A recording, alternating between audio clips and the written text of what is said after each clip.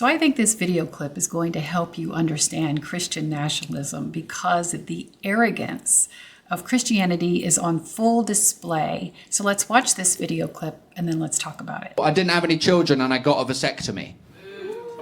Did someone boo me? Why, sir, may I ask? I feel like it's in our biology to have kids. And when did you devote your life to Jesus Christ? How did you know? Because you said an insane thing. Furthermore, you said it with a lot of confidence.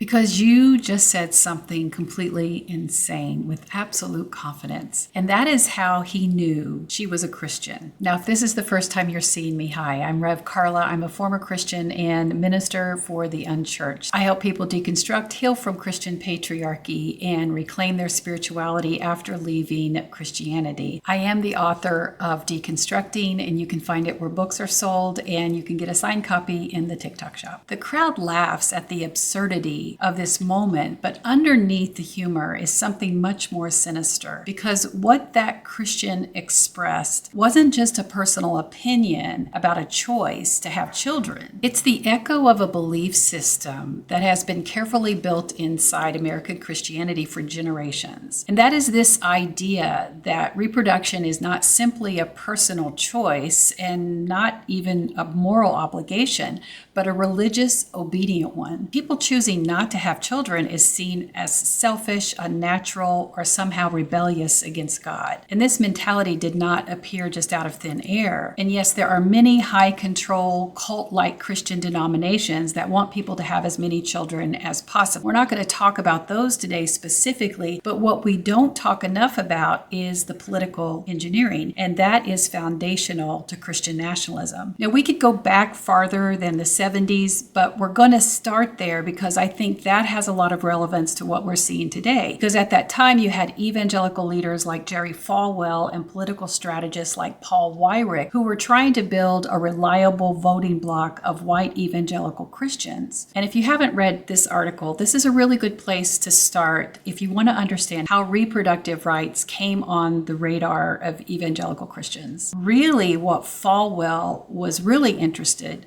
was segregation and the defense of segregated Christian schools. But they knew that that would be a political failure because it's obviously racist. So they found another issue that could ignite the same emotional response while sounding morally righteous. And that issue was abortion. And that's how it became the organizing tool that built what we now know as the moral majority. And once that political machine was built, it required this theology around it to sustain it. Suddenly, reproduction became sacred duty and women's bodies became political territory. And this is very important to understand because even as late as 1976, 3 years after Roe v. Wade, the Southern Baptist Convention, the largest evangelical Christian denomination in the nation, said that abortion was between a woman and her doctor. The moral majority then reset the morality around that discussion. And anyone who stepped outside that framework was treated as morally suspect. Now, fast forward to today, and a young Christian woman sits in a comedy club and feels completely justified in booing a stranger for choosing not to have children. That arrogance comes from decades of indoctrination telling her that reproduction is a moral and religious commandment rather than a personal choice. And the story doesn't stop there because the same ideological networks that built the moral majority are now proposing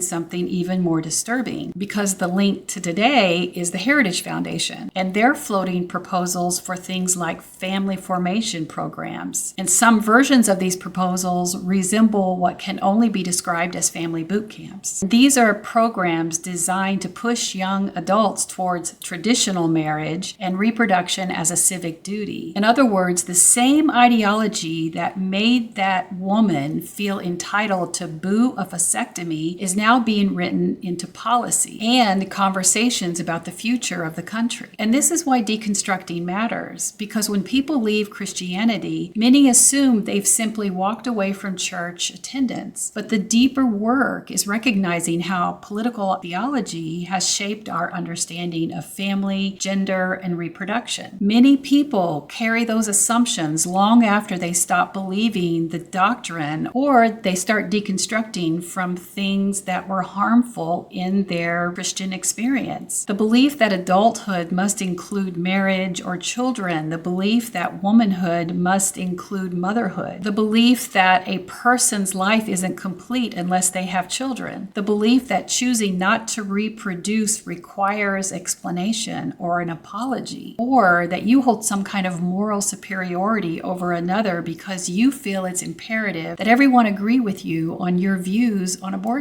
Deconstructing invites us to examine where those beliefs come from, and it allows us to separate human dignity from ideological control, because what's sacred and holy about life does not require forcing people into lives they did not choose. Autonomy over one's own body is not being rebellious. That is a basic human right. And when you understand the history behind these beliefs, that moment in a comedy club stops being just a funny story. It becomes a glimpse into the machinery of Christian patriarchy that has been quietly shaping American culture for generations. And you can see how dangerous it is as human rights are being completely annihilated and a person's right to choose is basically being wiped away. And once you see that machinery clearly, you begin to understand why so many people are walking away from Christianity. Not because they reject spirituality, but because they refuse to let ideology dictate the most intimate decisions of their lives. But if you are deconstructing, don't be afraid to challenge all of those indoctrinated beliefs, including a human's right to decide when or even if they're going to have children. Because having an opinion on it just means you believe in your superiority over another, and you are not superior to anyone. You're just arrogant. Now, if you want to heal from Christian patriarchy and reclaim your spirituality after leaving church,